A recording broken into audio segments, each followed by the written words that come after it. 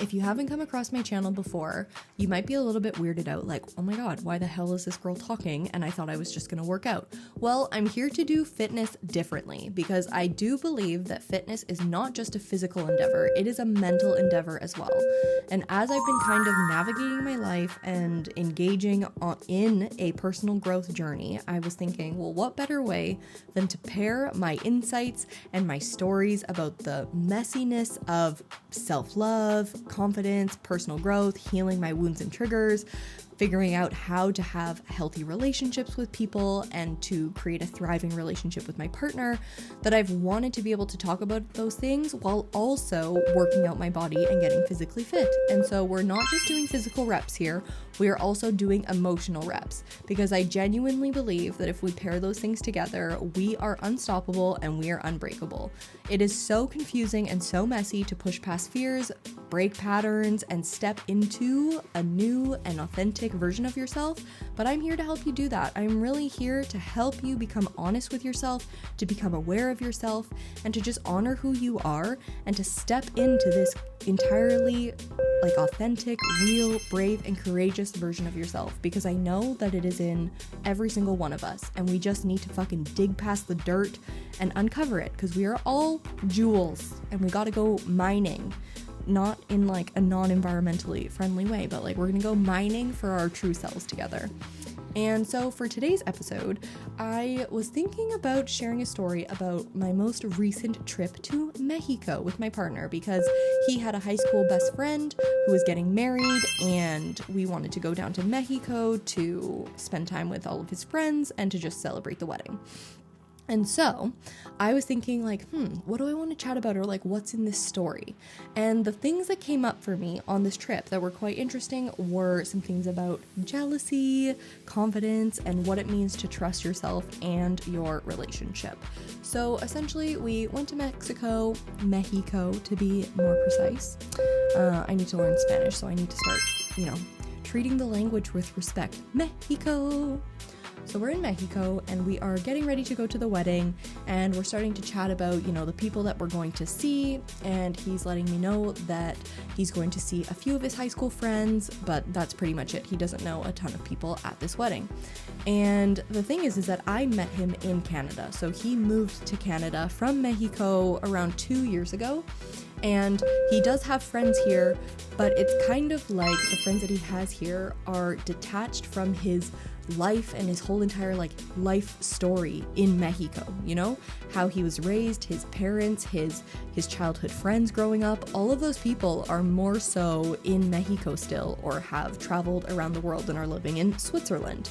And it's really interesting because I also moved to British Columbia from Ontario, and a lot of my friends from my old childhood, my university days, are in Ontario, although I do have a few friends here in Vancouver, but we met each other in this detached place from our life stories and our histories. And so it kind of hit me holy shit, we're going to Mexico, and my partner had a life outside of me. He had these friends from high school, he was going through adolescence and growing up, and he had all of these friendships. This is cool. I'm going to see and learn so much more about my partner at this wedding, I hope. And so I was excited, and the day leading up to the wedding, he was like, Brenna, how are you feeling? And I felt a little bit nervous to share this with him, but to be honest, I felt a bit nervous for the wedding, but it was almost like I was doing this thing of foreboding joy. And I don't know if this is exactly what I was doing, but I'll explain a little bit more. But before I do, I will define it for you. So Brené Brown says that foreboding joy is when you don't allow yourself to be super vulnerable and just let an emotion in. So for example, she said that I was looking at my kid when they were sleeping, and I had this immense love and gratitude for the fact that this is my child and I love them so much and I want so many good things for them in life. But then also at the same time, I'm gripped with these fears of oh my gosh, I hope nothing happens to them. I hope that they don't suffer. What is going to happen in a few years? Are they going to be hurt by something? And essentially that your fears end up foreboding the joy that you feel in that moment. And it takes vulnerability to breathe into those fears, to be you know what, if something happens, it will happen, but I'm in this moment right now with my child, and I just want to truly give myself to this feeling of joy and gratitude and to just bask in it, because nothing lasts forever. No emotion lasts forever. So if you are having a situation where you're experiencing profound peace, joy, happiness, gratitude, whatever, allow yourself to just really be there. Don't worry about the fact that it's going to end, or at some point you're going to feel shitty at some point, because that's just life. We go through waves and stages. So essentially, I wonder if I was doing that a little bit before the wedding, but I was aware of it, so I was trying to catch myself. But it was like I was nervous about the wedding because I didn't want anything bad to happen. I didn't want to get triggered by seeing girls in pretty dresses. Like, I didn't want to feel insecure about myself when I see girls, because that's something that I'm trying to work on, that it's like I can't experience something and let that be that thing without making it about me. So as an example, I could be walking down the sidewalk and I could see a girl that's like super stylish, she's dressed super nice, she's attractive, and she looks amazing. And I can't just acknowledge that and appreciate that and be like, go you girl, you're fucking killing it, without then flipping it on me being like, oh my gosh, I'm not fashionable, I'm not pretty enough, I'm not as cool, or like I'm not as good enough as her, you know? And I think something that I've really tried to work on with my mindset is like, Brenna, don't make everything zero sum. Just because one thing is this doesn't mean that you are not that thing, because that's a very scarcity mindset. This person can be attractive, and also me as a snowflake can be attractive in my own way, and me hold my own value. And that has been something that like my partner and I've had lots of conversations about when we've been talking about like natural attraction for other women, and the fact that there are just more beautiful people on this world than just me. Like, I am not the most attractive person on this planet, and I'm not saying this in a rude way, but neither are you. But like, what the fuck does that matter? There are attractive people, there are intelligent people on this planet, and just because they exist doesn't mean that you are inherently not those qualities. Someone can be attractive, intelligent, and amazing, and also you need to know your value and know that you are also attractive, intelligent, funny, kind, caring, all of these things.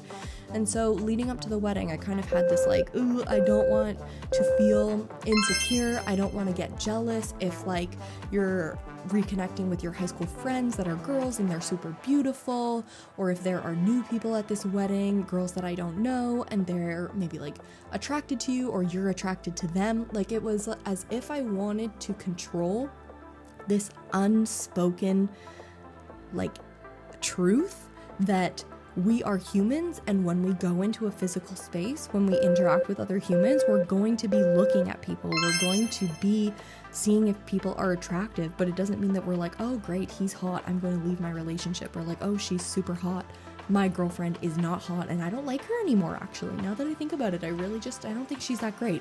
It's like human brains really don't handle duality that well. We love to keep things black and white because that feels contained, like that feels controllable for us, and then therefore we feel secure. But I think that actually that breeds insecurity, and the only way to genuinely feel secure is to know that we're not secure. Does that make sense? Like, you can really own your worth and your value, but also don't be daft, you know? Like, your partner is going to think that other people are attractive, and other people are going to think that your partner is attractive. Does that mean that like the world is ending and that your relationship is over and that he doesn't love you and that he's going to leave you? No.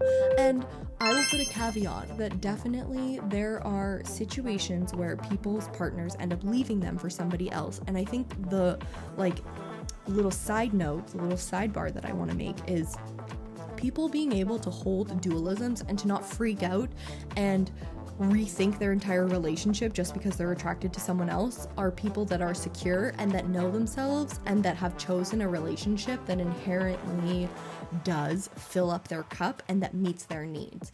And I was definitely a poster child for somebody that got swayed by my attraction to other people when I was in a relationship, and I started to question my relationship. I started to like pull away from my relationship and to start thinking about that other person more because I was choosing relationships that inherently were not right for me. And also, I was too young that I didn't have a good enough relationship with myself. I didn't love myself enough. I didn't know myself enough. And I don't want to start saying like, you need to know yourself as if it's something that like, I don't know, is something to be discovered, because you are you all the time in the present. But I think self-awareness is something that is definitely a skill that needs to be developed. So yeah, I wasn't aware enough of myself and what I wanted and who I was back then in my life. And so I was in relationships probably covering up this addiction to getting external validation and not being able to be alone with myself. And so, like, therefore, I was one of those people. However, let's go back. So it's about people that are, like, securely in their relationship and that know that their needs are met, that they know that they're with their partner for a reason, and they can hold the dualism of, like, yes, I can love my partner and really know that I'm building something with them and that I want to raise kids with them and that this is my life partner. And I can also hold the fact that, like, this is an attractive person. I like their energy even. I'm attracted to them, but it's not destabilizing my relationship. So back to me foreboding my joy. I was getting a little nervous, but I ended up sharing that with my partner, and I was like, yeah, I feel as if I don't want to feel nervous or insecure, but as a result, I'm feeling nervous and insecure because I don't want this thing. And my partner was like, okay, well, Brenna, what are you going to do about it? And I was like, you know what? I'm not going to try and resist that emotion and resist that feeling. I'm going to just allow myself to be here, allow the thought to come into my mind of like, yeah, I'm feeling a little insecure about tomorrow. I'm feeling a little nervous, but what do I know to be true? So again, this is like a mindset hack that I've been trying to bring more into my life of like, keep it real. Don't start going off on like an emotional tangent, being emotionally dysregulated and starting to think emotionally. Keep it to the facts. Okay, what do I know to be true? Yes, there are other people that are attractive in this world, more than me and also besides me. Does that take away from the fact that I have value as a person and that I am Brenna and that I am attractive, I'm intelligent, and I'm a good person? Does it take away from any of those things? No. Is it true that like my boyfriend loves me, but also at the same time, like he is a human and he is a Homo sapien, and biologically, I mean, like men and women have like biological like differences in terms of their needs, but my boyfriend biologically is like drawn to women and loves women and will find other people attractive. Is that true? Yes. But does that mean that now, because he thinks other people are attractive, that it means I am not attractive and that he's leaving me and that I'm not good enough? No. And also, if he were to leave me for another person, wouldn't that actually be the best outcome? Like, would I actually want to be with somebody that was going to leave me that easily, or that, like, I guess when they said that they loved me, it was kind of shallow? Would I want to be with somebody like that? No. So would that actually end up being the best outcome for me? Yes. Although it would be difficult. It would definitely suck because I thought I was going to build my life with this person. So I think something that's important is just like keep the facts real with yourself, even if the truths are kind of hard to swallow and they are a little bit crunchy and we don't like them. Like, keep it real with yourself. And so when I did that exercise, I was like, you know what though? I can handle it. I know that I've been working on myself enough that even if I feel these things tomorrow, I know that I have enough self-love in myself to be kind to myself and to not start spiraling thinking that I'm not good enough. And so the wedding comes, we go to the wedding, and it was actually like a lot more chill than I thought, to be honest. I didn't really think about it. We met some of his high school friends, and it was actually like really cool to see him interacting with all of these people that he's shared such a history with that I have no idea about. And I kind of had this moment of like real love, like thinking about what real love is. And it's like giving up this idea that we can possibly control somebody else, or that somebody else owes us all of themselves, all of their joys, all of their love, all of their peace, like everything, all of their energy. That's just a super selfish and kind of like icky, sticky way to think about someone. And for me, I was like, well, what is real love? Like, I want my partner to be reconnected with his friends. I want him to share joy and love with them. And if I can be a part of it, then great, that's super awesome. But also, if these things exist outside of me, I know that that's not a threat to my relationship and that stuff is totally okay. And specifically, he reconnected with one of his female friends, and it was like they were having a really nice moment. She had brought her boyfriend, and it was funny because I think she struggles from some of the same things that I do, from what my partner said, which is just like not believing in herself and having lower self-esteem, and also like choosing boyfriends because she was afraid to be alone, and choosing them because they met some of her needs but not all of them, but she was settling because, again, she didn't want to be alone and she didn't believe in herself that she could do better. And it was funny because my partner was like, listen, you are so, to her, he was like, you're so beautiful, you're so intelligent, you're such an amazing person, I want you to believe in yourself.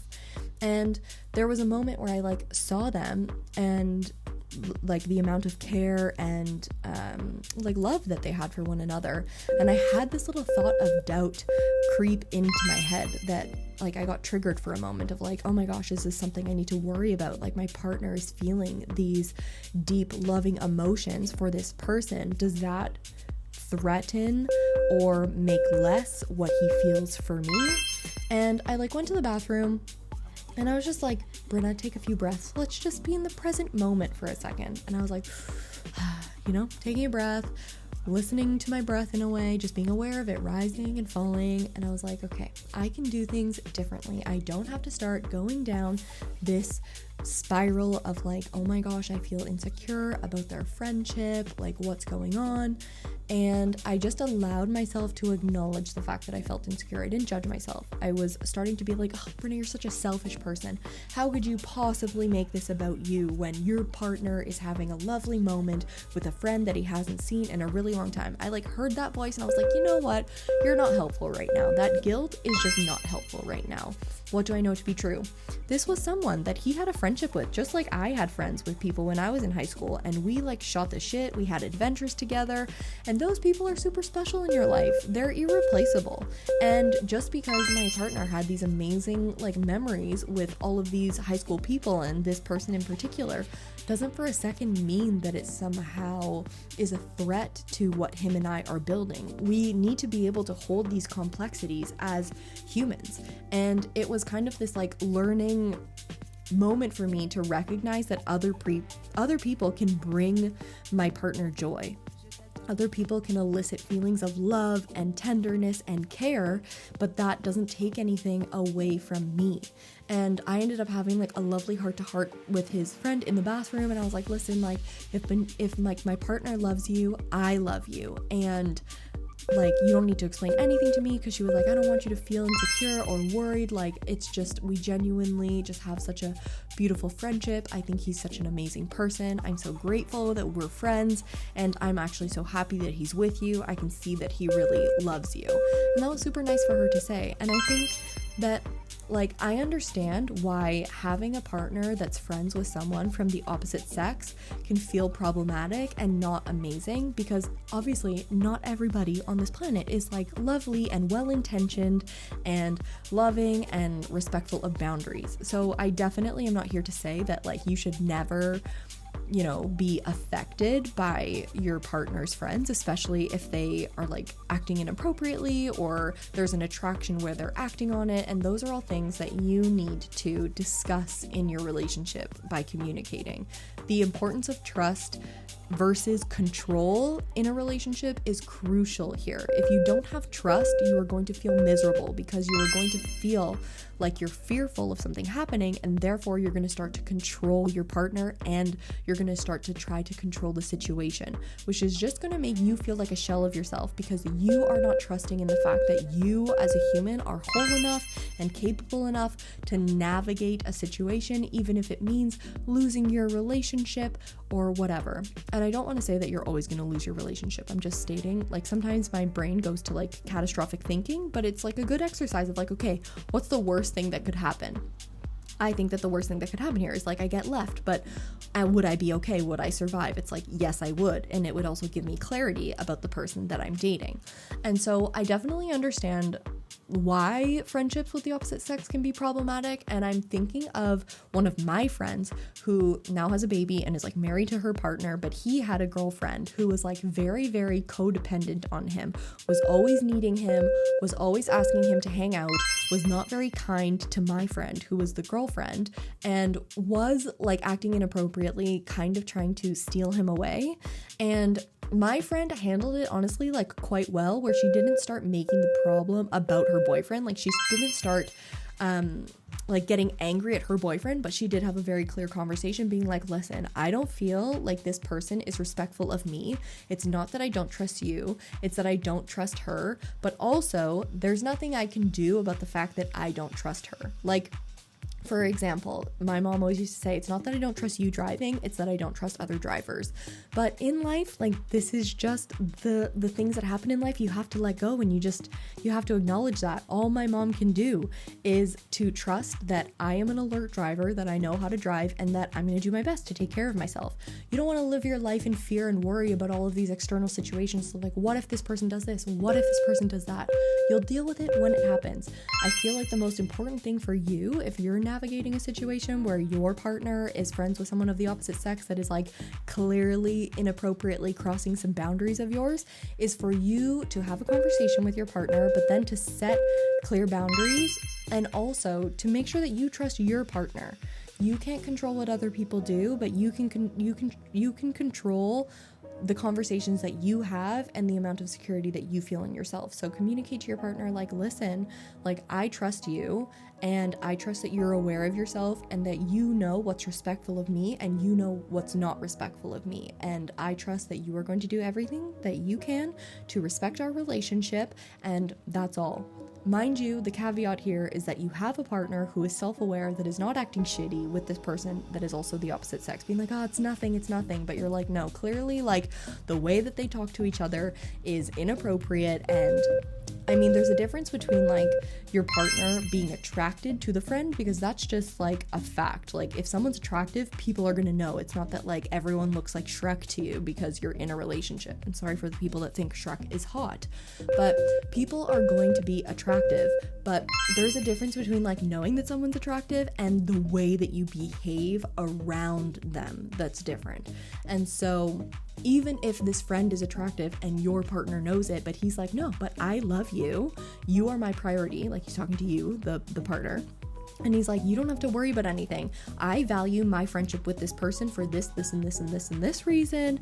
They really have supported me in this way. I can't control what they think, say, or do, but I appreciate this friendship in my life for this reason, and you need to just trust me that I know how to handle this, and like, I won't do something that disrespects what we're building and my love for you.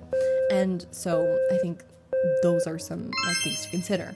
And I think aside from that, if you just have like a partner with friends that are of the opposite sex, or you have friends with people, what am I trying to say? That you have friends with people that are the opposite sex as you, that healthy friendships, whether it's a girl or a boy, whether it's the opposite of you or not, like, healthy friendships are healthy friendships, and they bring something to your life for a reason, and they are to be cherished, and everything has their place. Like Esther Perel said, we now live in a time where people expect relationships to be like your best friend, your most trusted confidant, your ride or die partner, your therapist, your comedian, your doctor, like, you know what I mean? She was saying that like, we're putting so much expectation on one person to fulfill the needs that a village was supposed to fill. And so if you're starting to get into this mentality of like not wanting your friend or not wanting your partner to like spend time with friends, or feeling jealous or worried that you're going to lose them, that's actually going to be what's going to cause you to lose them, not actually giving them the freedom. Like, wouldn't you want to set someone free to really see their true colors? Like, that's what builds trust, not putting someone in a cage. You don't know what someone's going to do when you put them in a cage. You'll only know someone's true intentions when you let them be who you are, and when you have the security in yourself to know that you can handle whatever happens. And this is obviously easier said than done. Like, truly, I am not a poster child for this. I definitely struggle with this. Even to this day, I'll have moments where I'm like, ooh, I'm clutching, like I'm trying to control the situation. I am fearful. I don't want him to see other people. And then I'm like, Brenna, let him be free. Let him experience happiness. Like, for me, a question that kind of brings me back to my true self is like, what is the loving thing to do? And what do I know is like the right thing to do? I really try and like channel my conscience in this situation. I'm like, I want my partner, just like I want me to have these things, but like I want my partner to have loving friendships. I want him to have people that bring him joy. I want him to nurture those friendships. I know that it's going to make him happy. I just want my partner to be happy. And if I let him be free and explore the things that he wants to let him explore the things that he wants to explore, and really just support his growth in becoming the most actualized version of himself, that is going to do absolutely nothing but positively enrich our relationship, because I am in a relationship with someone who is fulfilled and happy, and they're going to bring their best self to the relationship. Just like I have to tell myself to nurture my friendships, to go on a girls trip. Like, he doesn't have to come to absolutely everything. For me to take care of myself, for me to like sage the house, light a candle, or cook if I want to, not just like expect him to do everything. Like, sometimes I realize that I'm too much of a passenger in my life because I'm just like comfortable with him taking the lead and him taking charge. But like, no, it should not be like that. I should be listening to myself and listening to my wants and needs, and also my opinion, like how do I want to create an ambiance, or what do I want to listen to? And the funny thing, or like, where do I want to go eat? That me nurturing that, even if it's a little bit sticky in the beginning because it's not something I've been practicing a lot, that me nurturing that part of myself is actually the best thing for the relationship, because I am like a strong column, not leaning against him for support. I can stand on my own. I have myself, and I'm nurturing my relationship with myself, and that's fucking amazing. And also, something I wanted to share really quickly about this wedding is that there were two girls that came up to him when I was in the bathroom that like were hitting on him, and they were like, "Where do you live? We took this photo of ourselves and you're in the background, but it looks like you're my boyfriend, ha ha ha ha ha." And then when they saw me come back, they started laughing because I don't think they realized that he had a girlfriend, or they saw him with me, and when I left, they were like, "We're gonna go hit on him." Either way, whatever. I started to have this thought of like, how could they do this? Like, they saw that he was with me all night. Like, I think that that's so disrespectful. And I started to feel like I started to feel insecure about it. I was like, did my boyfriend like that? Does he think that they're attractive? Like, this was all my gut reaction. But then I was like, you know what, Brenna, let's just be present again. Let's just take a breath and let's think about the situation. What is a mindset shift that we can have here? And I tried to put myself in their shoes, like the girls that hit on him. And I was like, you know what? If I saw a hot dude at a wedding, good for you for shooting your shot. I think he's attractive. Of course you find him attractive too. What you did was not a slight against me. It was just you like owning your life and doing what was best for you in that moment. And I think it's really important to like make a nod that it's so important to not take things personally. People are just living their lives. They are not plotting against you. They're not doing anything on purpose to be disrespectful of you. If you feel like they are, you're choosing to take it that way. I mean, there are obviously situations where people genuinely are like, fuck you, I'm gonna do this. But for the most part, let's just assume that people are living their lives and like everyone's just an idiot with their pants down. And so I was thinking, like, how does this tie back to self-love? And I was thinking that secure people don't feel threatened by external factors. Like, let those people hit on my boyfriend. What do I know to be true? That my partner is attractive, and that if girls find him attractive and he also likes the attention and he finds them attractive back, it doesn't now mean that he doesn't want to be with me and that he doesn't like me and that he's going to leave me. So you just have to remind yourself of those, like, of keeping it real with yourself and allow things to happen and observe them instead of reacting. If I started to react and started to feel insecure and started to feel angry, like really, I would just make myself miserable, and I would make myself like so stuck in that situation and miserable and not light. I would be heavy and I wouldn't enjoy my evening. And I was like, you know what? Like, this is going to be in my head a little bit. I'm just going to allow it to be there. I'm not going to judge it. It's like irking me a little bit, but I'm going to ask myself why. And I'm going to remind myself to not judge myself for the things that I'm feeling. And I'm also going to try and keep it real with myself. So that was kind of like what I was trying to channel at the wedding. And I think it kind of tied into something that I was thinking about at another point in time, which is like retroactive jealousy. And it's this jealousy that is you obsessing over your partner's past, whether it's friendships, relationships, or experiences. And the reason why I'm sharing this with our last minute together is I think a little bit of him reconnecting with his high school friends made me feel a bit jealous over like the past, which I can't possibly control, or to feel fearful or threatened by the past, as if it's gonna like come back in the present and the truth is gonna come out that I'm not worthy and my partner doesn't want me, and that these people and these things and these experiences were better. And again, if you're allowing yourself to go there, then you're shooting yourself in the foot, because you are not reminding yourself to hold the complexity of life, which is that multiple things can exist at one time. Everything, everywhere, all at once. That he can both have had these amazing high school experiences and these amazing connections and friendships with people, and also he can have an amazing connection and experience with me now, and we are building a life together. And think about your own experiences. Like, your own experiences when you were younger don't now mean that you don't want to be with your partner, that you don't like them. Like, just think about it for yourself. Put yourself in your shoes. Like, how would I feel about this situation if it was me? And I feel like that can kind of help. This is a great topic for another episode, but thank you so much for staying with me. Let me know what you thought about this conversation. Do you like have experiences of being friends with people of the opposite sex, of your partner being friends with people of the opposite sex? What has that been like for you? Please like this video, subscribe to the channel, help me grow this amazing community, and I will see you in the next workout.